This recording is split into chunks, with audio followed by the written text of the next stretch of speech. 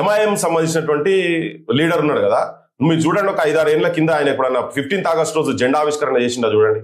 26 జనవరి రోజు ఎక్కడన్నా నిలబడి కూడా అక్బర్ హసన్ ఆయనే సల్యూట్ కూడా కొట్టలే, నేషనల్ ఫ్లాగ్ సల్యూట్ కొట్టలే. ఆ పరిస్థితులు వాస్తవం ఉండే. అంటే ఇక్కడ ఒక రాజకీయ పార్టీ మజ్లిస్ ఇత్తహాదుల్ ముస్లిమీన్ అంటే కేవలం మతానికి సంబంధించినటువంటి పార్టీ, మిగతాళ్ళందరూ కాఫీర్లనే అటువంటి ఐడియాలజీ ఉన్నటువంటి వాళ్ళ పార్టీలకు సంబంధించినటువంటి వాళ్ళు ఇక్కడ ఉండే.